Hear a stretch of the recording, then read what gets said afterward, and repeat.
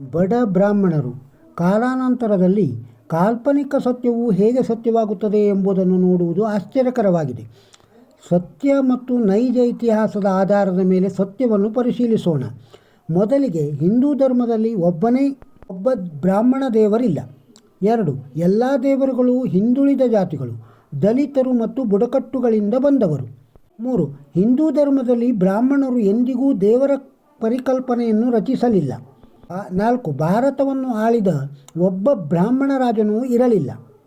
5. ಇತರರನ್ನು ದಮನ ಮಾಡಲು ಅಧಿಕಾರದ ಸ್ಥಾನಗಳ ಅಗತ್ಯವಿದೆ.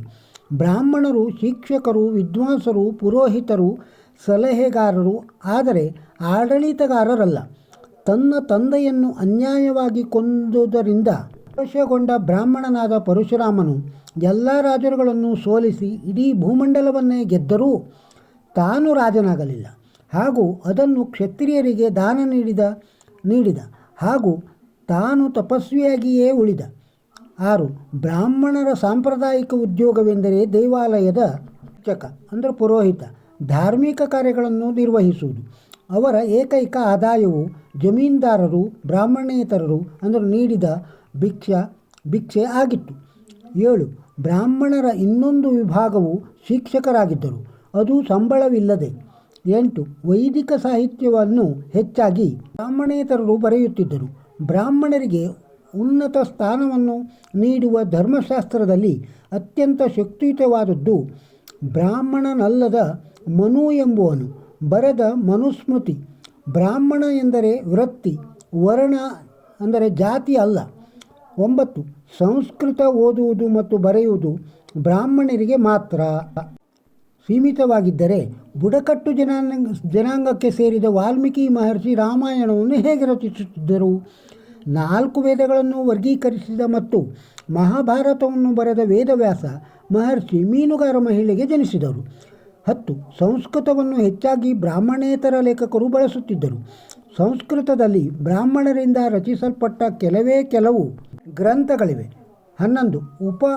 ಉಪನಿಷತ್ತನ್ನೇ ಬರೆದ ಮಹರ್ಷಿ ಸತ್ಯಕಾಮ ಜಾಬಾಲ, ವೇದವ್ಯಾಸ ಮಹರ್ಷಿ, ವಸಿಷ್ಠ ಮಹರ್ಷಿ, ವಾಲ್ಮೀಕಿ ಮಹರ್ಷಿ, ಶ್ರೀಕೃಷ್ಣ, ಶ್ರೀರಾಮ, ಅಗಸ್ತ್ಯ ಮಹರ್ಷಿ, ವಿಶ್ವಾಮಿತ್ರ ಮಹರ್ಷಿ, ಶೃಂಗ ಮಹರ್ಷಿ, ವಿದುರ ನೀತಿಯನ್ನು ನಮಗೆ ಅನುಗ್ರಹಿಸಿದ ಮಹಾಭಾರತದ ವಿದುರ, ಗೌತಮ ಬುದ್ಧ, ಮಹಾವೀರ, ತುಳಸಿದಾಸ, ತಿರುವಳ್ಳವರ್, ಕಬೀರ, ವಿವೇಕಾನಂದ, ಗಾಂಧಿ, ನಾರಾಯಣ ಗುರು ಮುಂತಾದವರ ಬೋಧನೆಗಳನ್ನು ನಾವು ಅತ್ಯಮೂಲ್ಯವೆಂದು ಪರಿಗಣಿಸುತ್ತೇವೆ.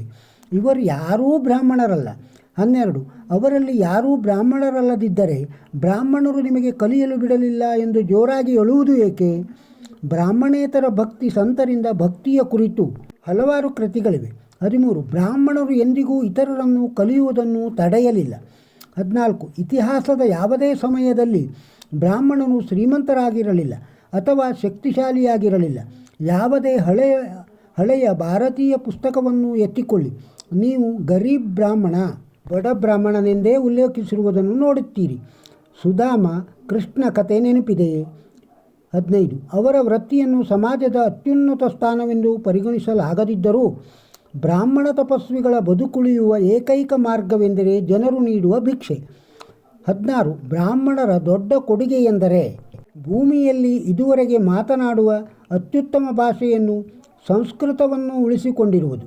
ನೀವು ಇಂಗ್ಲಿಷ್ ಅಥವಾ ಅರೇಬಿಕ್ ಕಲಿತರೆ ನಿಮಗೆ ವಾಣಿಜ್ಯ ಪ್ರಯೋಜನಗಳಿವೆ. 17. ಸಂಸ್ಕೃತವನ್ನು ಯಾರೂ ಪ್ರಚಾರ ಮಾಡಿಲ್ಲ.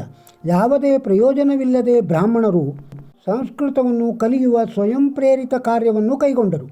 ಈಗ ನೀವು ಸಂಸ್ಕೃತದಲ್ಲಿ ಏಕಸ್ವಾಮ್ಯವನ್ನು ಬ್ರಾಹ್ಮಣರ ಮೇಲೆ ಆರೋಪಿಸುತ್ತಿದ್ದೀರಿ. ಅದಲ್ಲದೆ ಬ್ರಾಹ್ಮಣರು ರಾಜರಾಗಿರಲಿಲ್ಲ, ಅವರು ಅಧಿಕಾರವನ್ನು ಅನುಭವಿಸಲೂ ಇಲ್ಲ ಅಥವಾ ಸಂಪತ್ತನ್ನು ಹೊಂದಿರಲಿಲ್ಲ. ಅವರು ಜ್ಞಾನವನ್ನು ಪಡೆಯಲು ಶ್ರಮಿಸಿದರು ಮತ್ತು ಕಠಿಣ ಜೀವನವನ್ನು ನಡೆಸಿದರು. ಹಾಗಾಗಿ ಬ್ರಾಹ್ಮಣರಿಂದ ಶೋಷಣೆಯಾಗುವ ಪ್ರಶ್ನೆಯೇ ಇಲ್ಲ. ಬ್ರಾಹ್ಮಣರ ಜನಸಂಖ್ಯೆಯ ತಮಿಳುನಾಡಿನಲ್ಲಿ ಕೇವಲ 2ರಿಂದ ಉತ್ತರಾಖಂಡದಲ್ಲಿ 12ರಷ್ಟಿರುವಾಗ ಅವರು ಬಹುಸಂಖ್ಯಾತರ ಮೇಲೆ ಹೇಗೆ ಪ್ರಾಬಲ್ಯ ಸಾಧಿಸಬಹುದು? ಇದನ್ನೆಲ್ಲ ಓದಿದ ಮೇಲೆ ಯಾರಾದರೂ ಬ್ರಾಹ್ಮಣರನ್ನು ದೂಷಿಸಬಹುದೇ? ದಯವಿಟ್ಟು ಸಾಧ್ಯವಾದಷ್ಟು ಜನರಿಗೆ ಇದನ್ನು ಫಾರ್ವರ್ಡ್ ಮಾಡಿ ಮತ್ತು ಸಮಾಜವನ್ನು ವಿಭಜಿಸುವ ಈ ತಪ್ಪು ಮಾಹಿತಿಯ ವೈರಸ್ ಅನ್ನು ಕಡೆಗಾಣಿಸಿ. ಈ ಮಾಹಿತಿ ನಿಮಗೆ ಇಷ್ಟವಾಗಿದ್ದರೆ ಈ ವಿಡಿಯೋಕ್ಕೊಂದು ಲೈಕ್ ಕೊಡಿ, ಇದನ್ನು ಇತರರಿಗೂ ಶೇರ್ ಮಾಡಿ. ನಮ್ಮ ಚಾನಲ್ಗೆ ಇನ್ನೂ ಸಬ್ಸ್ಕ್ರೈಬ್ ಆಗದೇ ಇದ್ದರೆ ಸಬ್ಸ್ಕ್ರೈಬ್ ಆಗಿ. ಮತ್ತೊಂದು ವಿಡಿಯೋದೊಂದಿಗೆ ಸಿಗೋಣ. ನಮಸ್ಕಾರ.